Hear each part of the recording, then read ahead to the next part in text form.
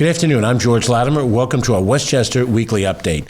Today is Monday, June 17th, and I'm here with Deputy County Executive Ken Jenkins and a cast of thousands. We're going to talk about a lot of different interesting things. We're going to be joined by the Mayor of Irvington very shortly, who will talk a little bit about his community. Every week we try to have a different municipal partner join us to talk about their community. There's 45 of them in Westchester County. Everyone is different. Everyone is wonderful. And so John Siegel will talk a little bit about the village of Irvington in a few seconds. We also have some representatives from some other communities who are working on our Downtown Improvement Grant Program. The charge is being led by our Director of Program and Policy, Shari Rosen Asher, who is in her own right a village trustee. And so we have some representatives from a number of different communities who are here to talk about what that program and initiative will be. And then Peter Feynman, who is a Portchester resident, will join us to talk a little bit about our ways to recognize history with some of the upcoming activities that he's working on, along with many other people in our community. We'll touch on a few other issues, most importantly, the first one, which is our heat advisory, but we'll also talk about blood donations and you name it. So it'll be, I don't know how interesting it's going to be, but it's going to be worthwhile for you to watch. We'll try to make it as interesting as we can. First off, the most obvious thing is that the National Weather Service has issued a heat advisory for Westchester County, which is effective, and it goes for, until 8 p.m. on Wednesday, June 19th. That's 2 days from now. As you can see outside in the middle of the day here on Monday, temperatures are rising and it's expected to stay warm over that extended period of time. It'll still continue to be warm through the end of the week. The heat advisory at this point ends on Wednesday evening, but we'll see what happens as we get further into this.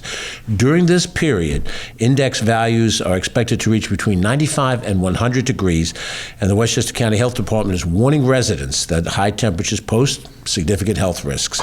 Residents are urged to take precautions to protect themselves and their families from the effects of the heat. It's important to stay hydrated, avoid strenuous outdoor activities, I got that covered, and check on vulnerable family members and neighbors, and that's very important. If you know that you've got a senior citizen neighbor or family member, check up on them because they're the most vulnerable to the heat concerns. The heat advisory is issued when the combination of heat and humidity makes it feel as if it's 95 to 99 degrees for 2 or more consecutive days, or 100 to 104 degrees for any length of time. Seniors and those with chronic health problems are at an increased risk. Without air conditioning, homes can be much hotter than outdoor temperatures. So use air conditioning to stay cool at home, or go to a place that has air conditioning. As we go through the week, most municipal governments will establish cooling centers, which usually are the major recreation centers in the community, sometimes a place where seniors gather during the day, and each community will establish hours for that. But whether there's a cooling station near you or not, try to seek out those cool spaces as long as it remains hot. And again, when you check on your neighbors and friends, get them as well to be in a cool location. To reduce the risk in outdoor work, the health department recommends scheduling frequent rest breaks in any outdoor activity, whether you're in shaded or air-conditioned environments. If you're outside gardening, if you're doing yard work or work on the side of your house, heat stroke is a serious and it's a life-threatening condition that can claim many lives over the course of a year.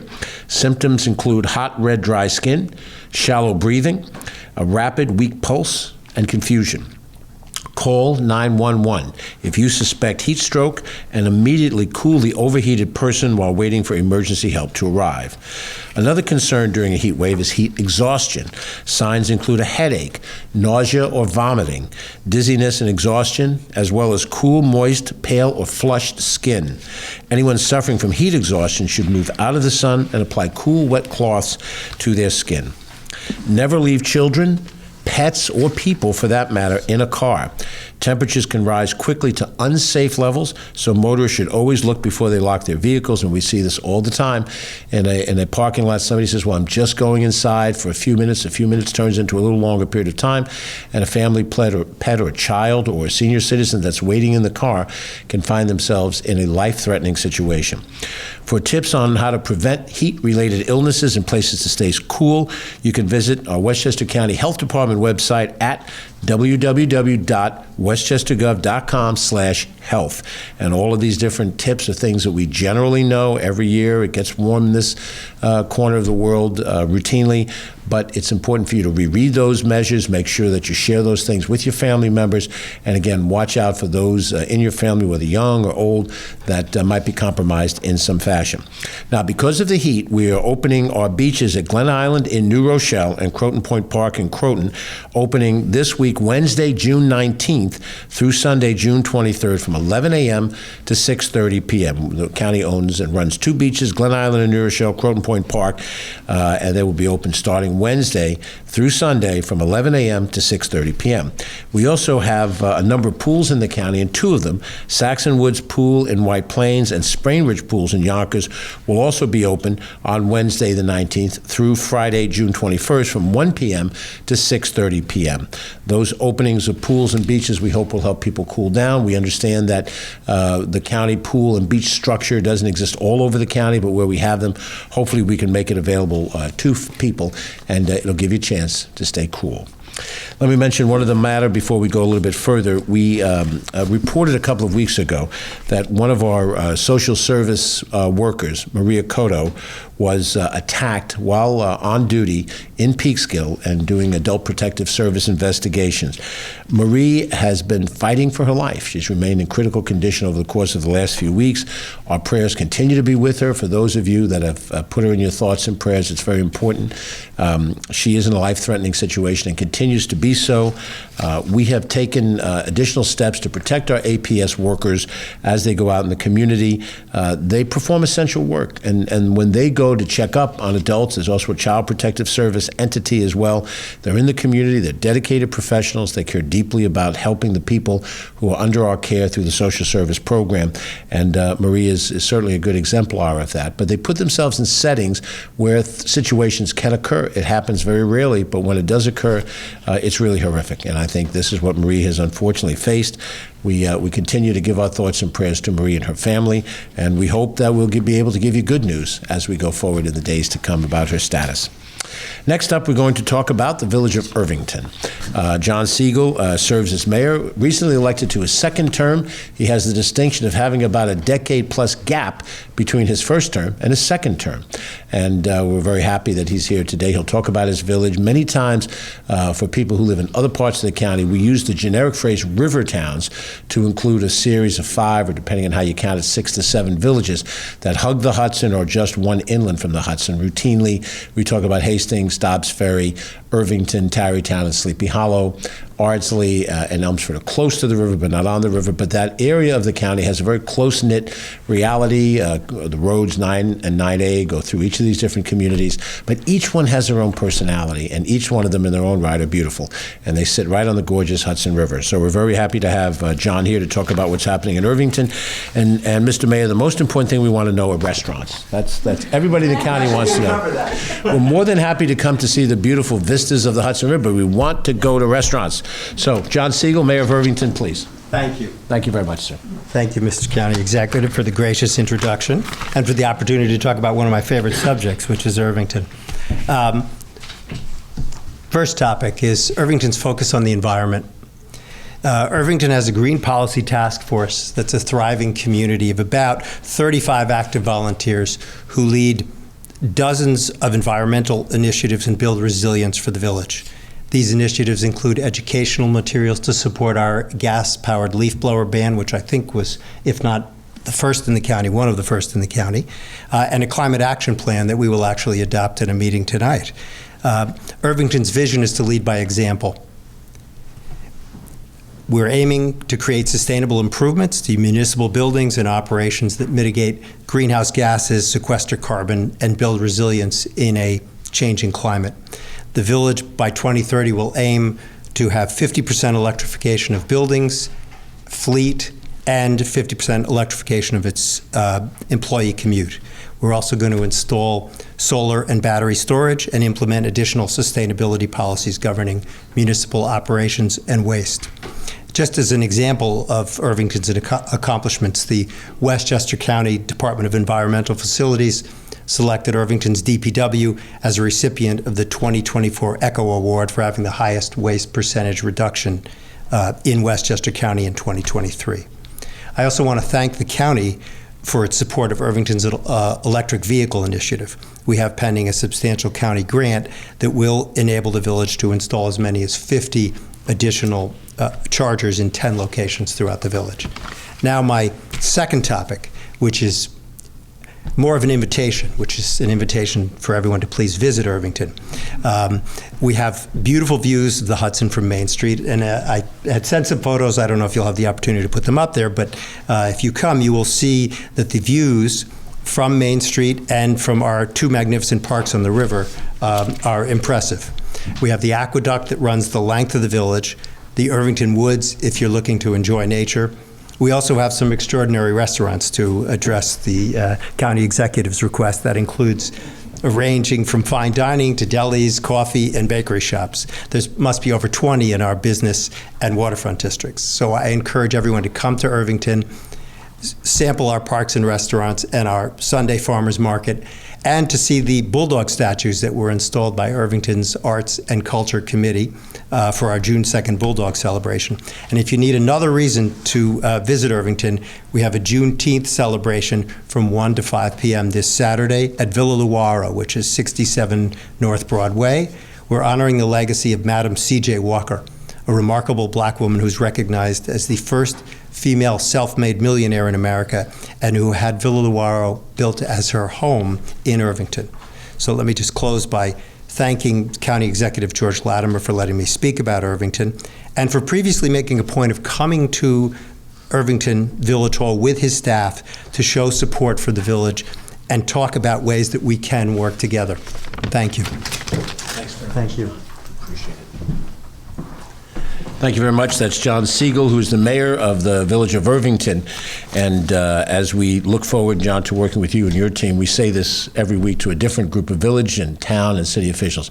I want to emphasize how important it is for the county government to see itself as a partner with local governments. There are pressures that exist in local governments without necessarily all of the resources to deal with those issues. But the people that the villages, the towns, the city represents, the same people that the county represents. And we have to find ways to work together. We have separate responsibilities, the way the state government structures this. Municipal governments do certain things and county governments do other regional local services. But having been a municipal official myself all those years ago in my home community, I always thought it was essential for the county to be there when we can be, and that means financially and in manpower. So hopefully we'll work together on these things and accomplish things that are important to you and to each of the other communities. So thank you again, Mayor John Siegel. In that regard, I'm going to invite Sherry Rosen Asher to join us here, and she has a couple of other guests who are coming from a couple of other communities that are part of our Downtown Improvement Grant Program, DIG. That's always a good acronym. I didn't think of it, so Sherry, you can take credit for it. But downtown improvement is something that I think we see in all of our different villages, towns, cities, the hamlets that are parts of towns that are not incorporated, because many of us really define our experience by that downtown area in each of these communities. So we've got lots of them. They're very different from each other, and we're trying to help ways to incentivize improvements of it. The state has a much bigger program, the DRI program, and they've been helpful to us in some of these communities. But the DIG program is our effort to be a partner. So Sherry Asher, please, and if you would bring up the other guests here, and if you want to introduce them, that would be fine too. Okay. Thank you, County Executive. Thank you to the Deputy County Executive, to John McDonald, Director of Operations, and Bridget Gibbons, the Economic Development Director. DIG does stand for Downtown Improvement Grant, and I've never met an acronym I didn't like. For this pilot program, the county partnered with JGSC Consulting, who have decades of experience in economic development and urban renewal. The grants were awarded to 5 municipalities chosen by the consultants. And one of the things that makes this grant so unique is that we did require a partnership between the municipal government and the local business organization, the chamber or something like that. And we wanted them to work together, because only when there's a public-private interest in economic development can you really see great success and great change. So JGSC spent almost a year visiting all of these communities and creating consumer surveys, analyzing data, offering training sessions, hosting countless Zoom meetings and phone calls with everybody involved. And the results were a deep dive into the economic reality of these municipalities and also looking at what the potential can be. The 5 communities that were awarded this grant in a competitive process were Bedford Hills, Dobbs Ferry, Mount Kisco, Pelham, and Portchester. And we do have a couple of representatives from Dobbs Ferry and Bedford who will talk to you in a couple of minutes.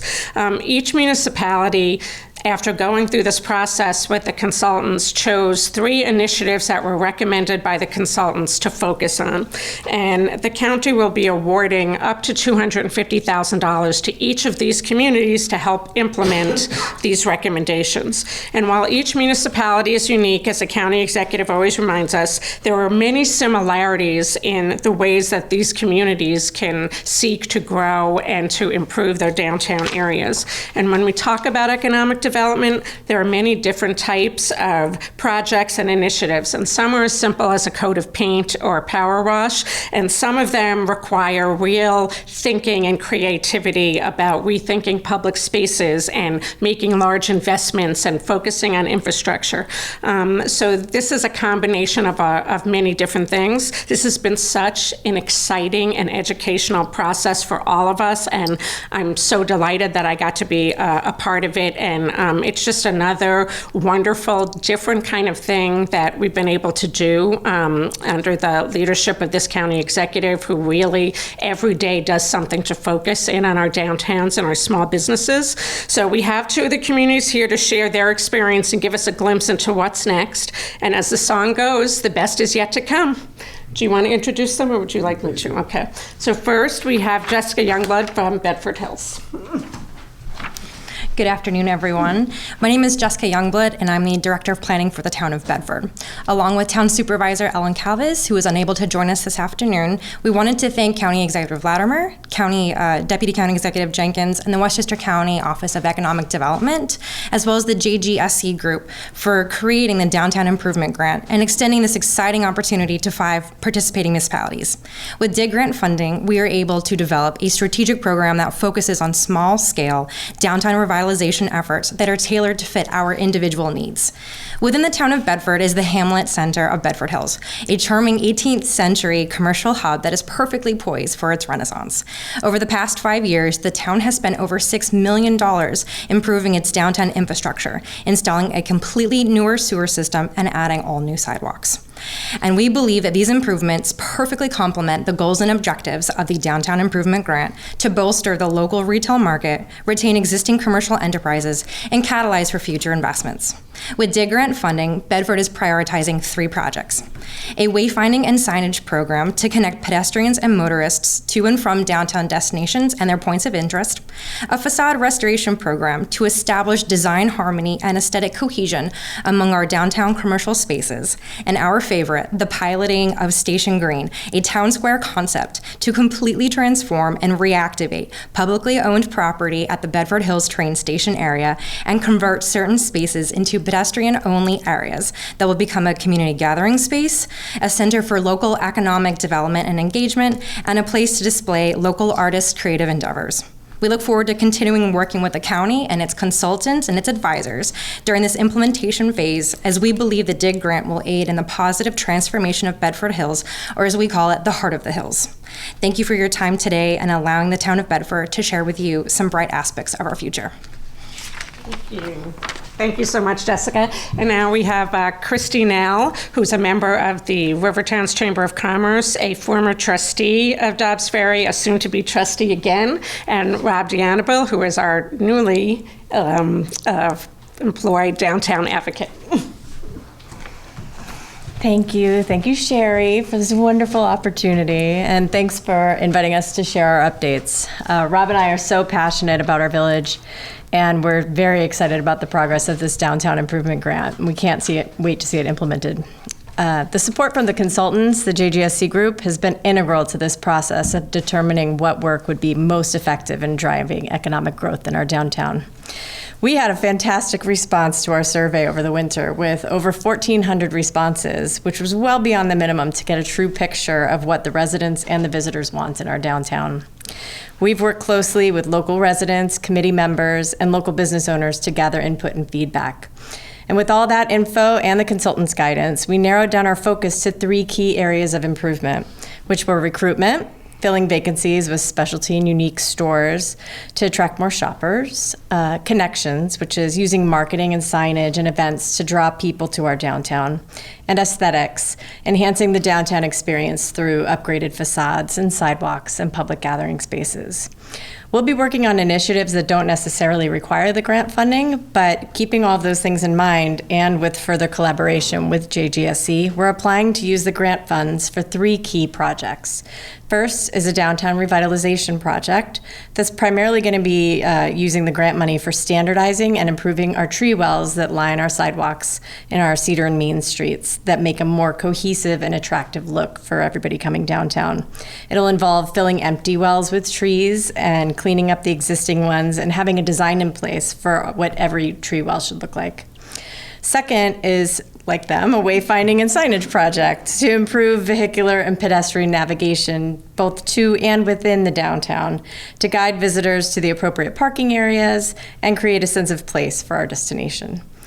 Third is our creative solution here of the facade improvements, a downtown improvement grant fund, which the village would match for our own businesses and property owners to aid in facade improvements and encourage their engagement and activity in this project. Our Board of Trustees, with Sherry on it, will be voting on our applications next Tuesday, and hopefully soon after, we're going to be sending that off to the county. And then I think Rob and I speak for our village board, staff, businesses, and so many volunteers when we say we cannot wait to get these funds in place and get to work. Thank you. Thank you all.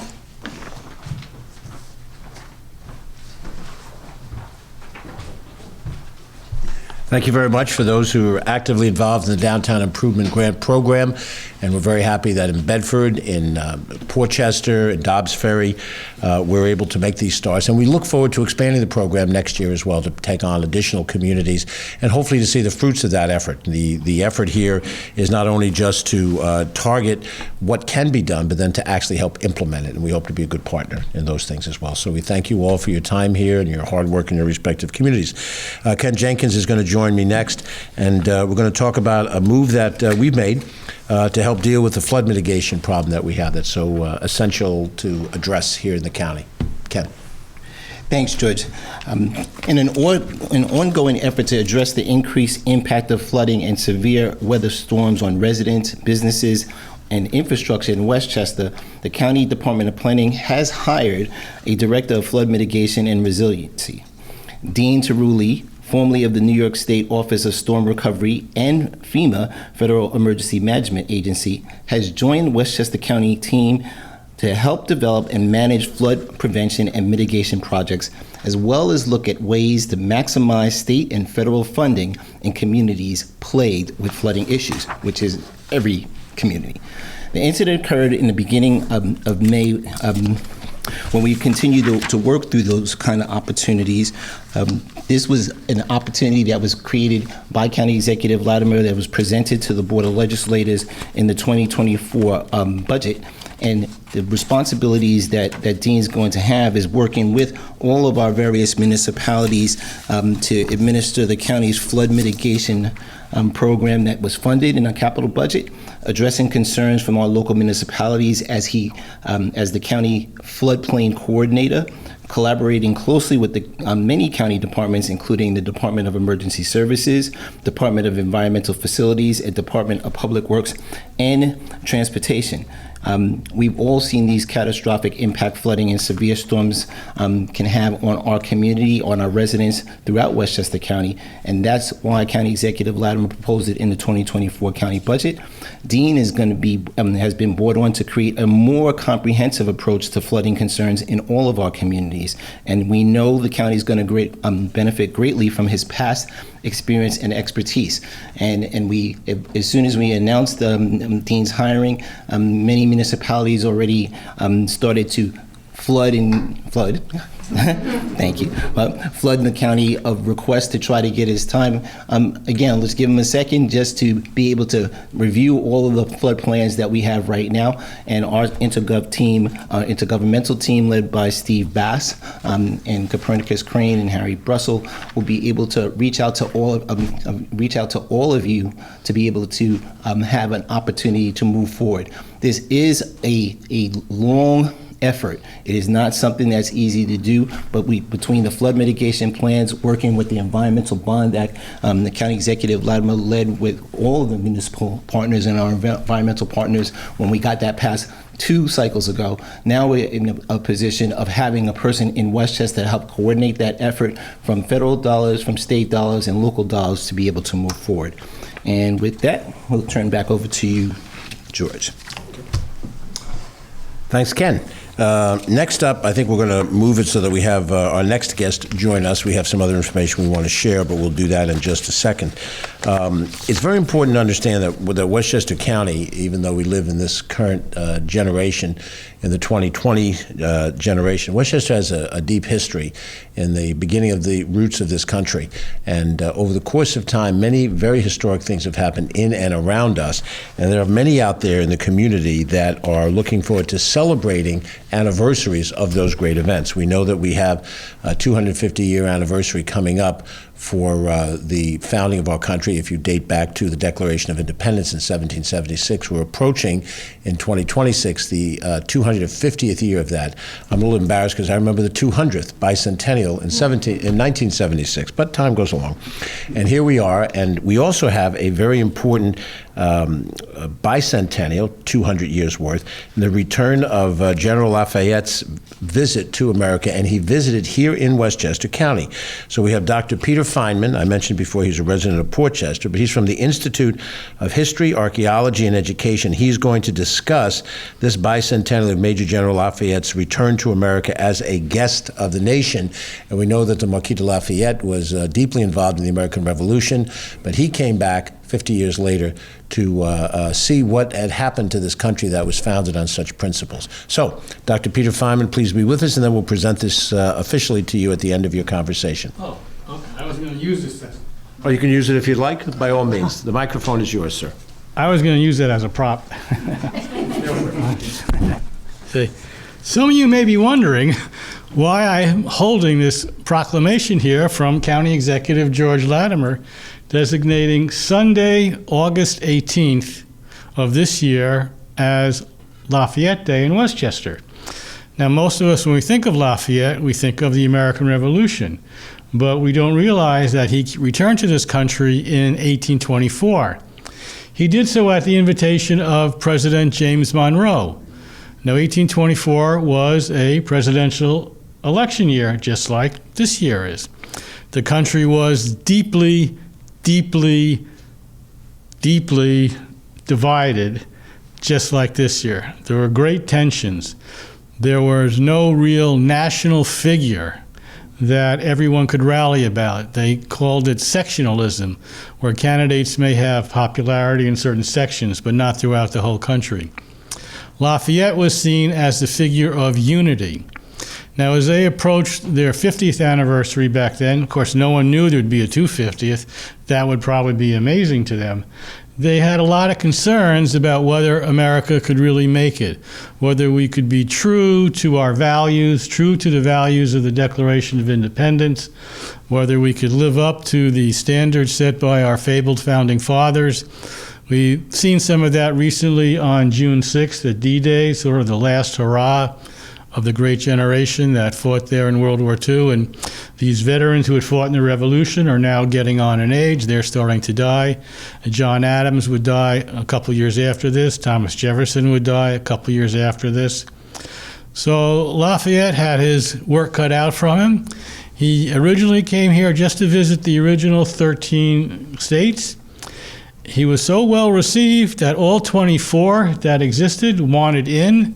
Everywhere he went, it was big parades, big bands, gunfire, muskets. I compare it to Taylor Swift, except there's a big difference. Because Lafayette was so popular, he had places named after him. If you go back to your own community, you probably find that there's a Lafayette Street there, or a Lafayette Park. There are Lafayette cities, Lafayette villages, Lafayette statues.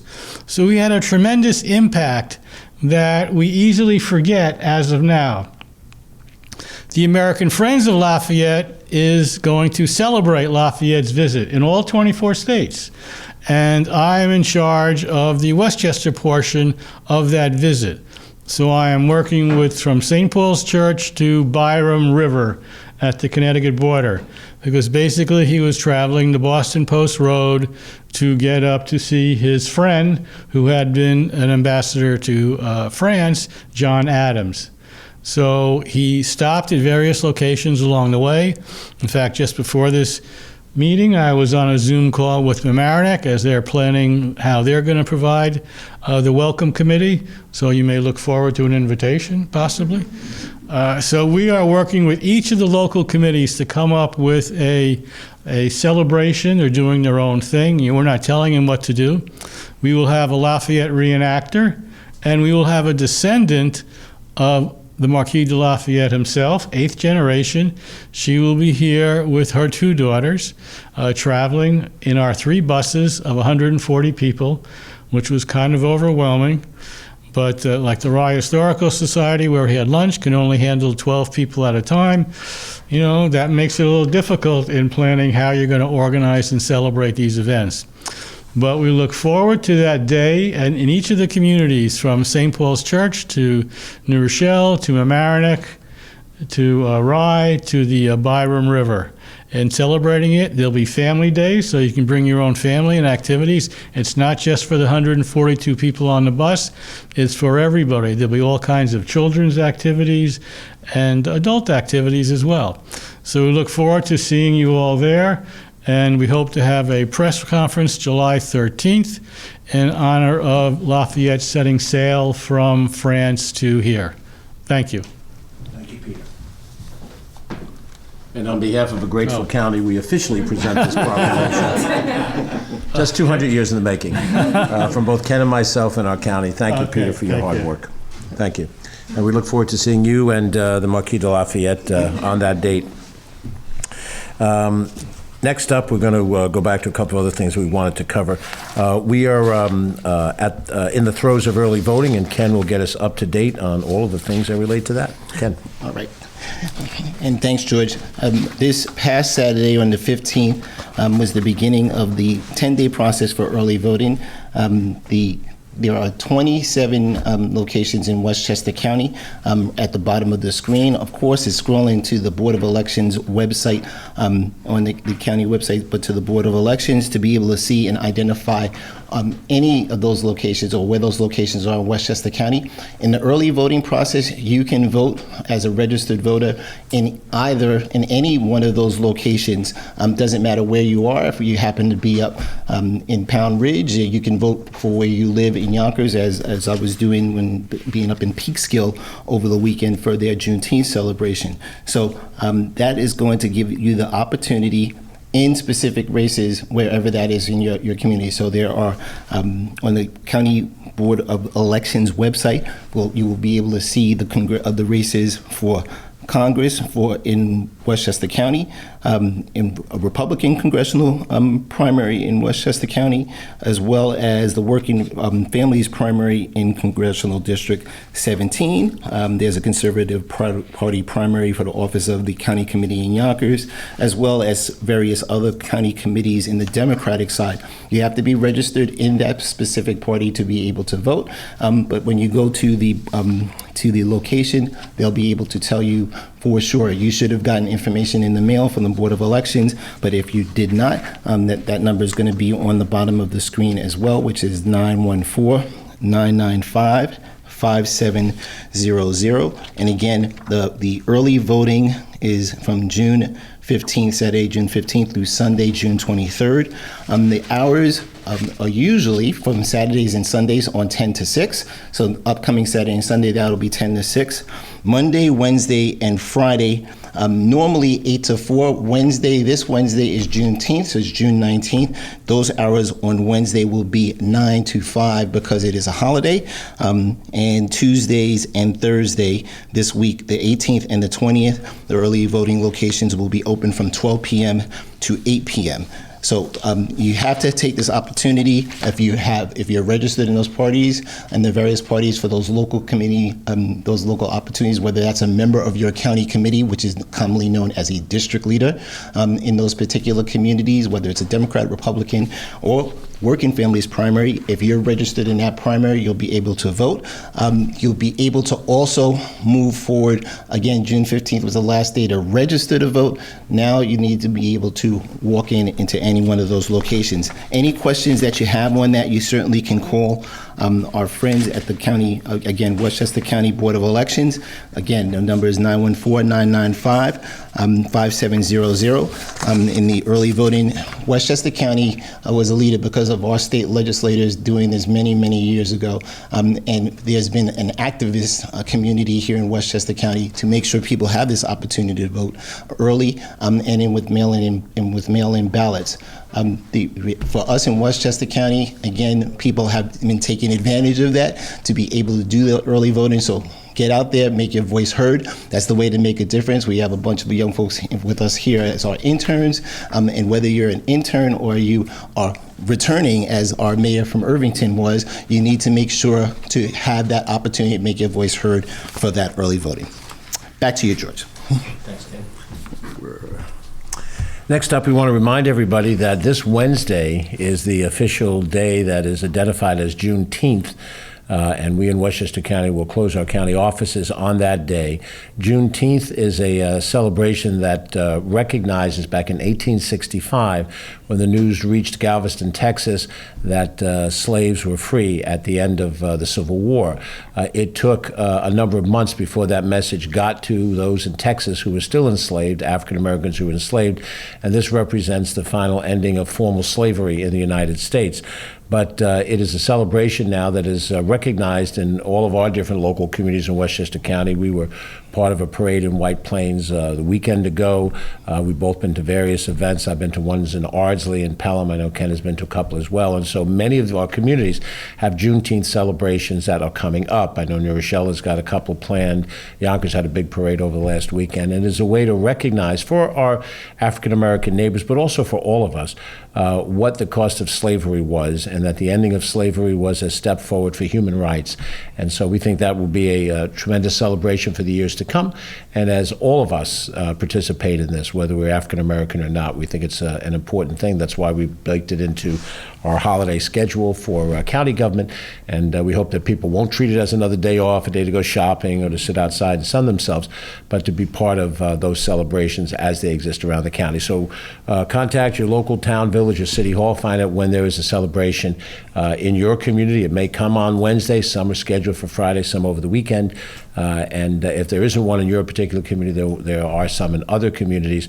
Arts Westchester has a encyclopedic list of them. You can go on their website at Arts Westchester, and you'll be able to find some of them as well. But we want to make sure you put that on your calendar as well, along with some of our other activities. We want to highlight a couple of things more that we have on our schedule. We know that right now we're dealing with a couple of other issues that we've mentioned before. One of them is that we want to remind you again that the Beeline bus system will be entering into a period of no fares. That starts on Monday, July 1st. It's a free B. That's not an acronym, but it's the next best thing. And the bottom line, Sherry Asher and myself are both former sales and marketing executives. We're the only two in the executive team that has that as our professional background. So we're constantly looking for some spin that most of the rest of us sort of laugh at us for having it. But that's our training, so that helps. But the free Beeline bus system, this is we're on TV, Ken. This is the third consecutive year that we've been able to do this. And we do this by looking at managing the revenues that we have from a host of different sources. And when the revenues are sufficient to cover over the operation of the system, then we can suspend having to take fares at the fare box. Fare box revenues, to get all governmental about this, is only a portion of what it takes to run the system. But it's an important portion that enables us to do the things that we do within the Beeline bus system. But when we forego fares from July 1st until September 2nd, it includes Labor Day, Monday itself. Fares will be reestablished on the Tuesday after Labor Day. It's an opportunity for kids who are home for the summer to use the Beeline bus system to get to recreation. We mentioned the pools and the beaches that we have in the county, the various entertainment sites. It allows people to use it to go shopping. And for those people who don't have cars or who would rather not drive their cars, that's good for the environment. The less amount of car usage, the more we use the bus system, better it is, mass transit. And the Beeline bus system now is functionally electric. Across the board, either hybrid electric or electric buses, and that's much cleaner for the air. And you'll notice it if you're at a bus stop. When the bus pulls away, you don't get that blast of diesel exhaust, which can be a problem for people that have compromised breathing systems. So on all balances, the third straight year that we have the free Beeline bus system, we're very happy to be able to announce that. We think that is an important part of what we can provide for people, both economically and environmentally, and so we're happy to be able to do that. Now, we always leave for Ken the responsibilities of going over all the parks. I have rearranged our topics today, so I'm not sure if I covered everything I was supposed to, so I reserve the right to come back and complete something that I should have. As you can see, this is not exactly the national news on CBS, ABC, NBC, but Ken will cover this week in parks. Thanks, George. And certainly the freebie is something that people can use to go to see Irvington, right? And come down and make sure you get to the restaurants and go to Dobbs Ferry and go through all the Chamber of Commerce's. And again, it's good for the economic development, as the county executive pointed out. We have so many great things happening in our nationally accredited award-winning park system. Coming up on Tuesday, June 18th, that's tomorrow from 10 to 11. We're going to have some stroller tours. So stroller tours at Lasden Park and Arboretum up in Katona.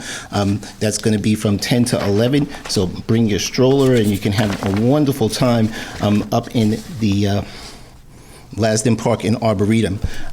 The 19th from 11:30 to 1:30, we have some activities that are going on in our park system that for pollinator cooking for kids. So pollinator cooking for kids, again, at Lasden Park and Arboretum. There's so many different Juneteenth events that are going on around the county, and whether it's up in Pound Ridge, which is in the evening at 7 o'clock, or in New Rochelle, as County Executive Latimer said, in our Glen Island Park in New Rochelle. We have so many things that are happening this week on the holidays then.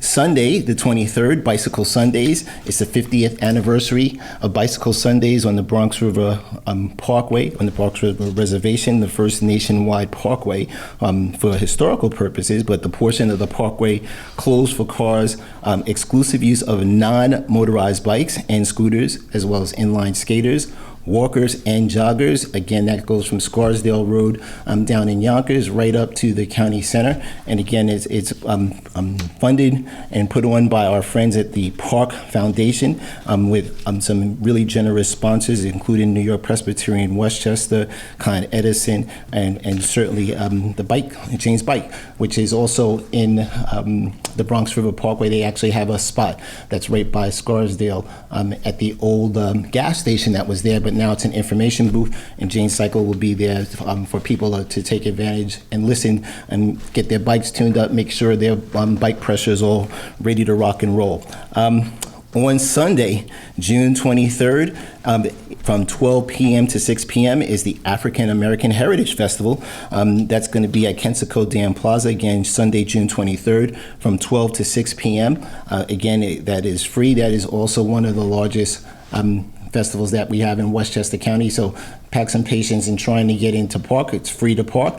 There's some tremendous vendors and participants that are going to be there, and you'll be able to see many of our sororities and fraternities that help put that thing together.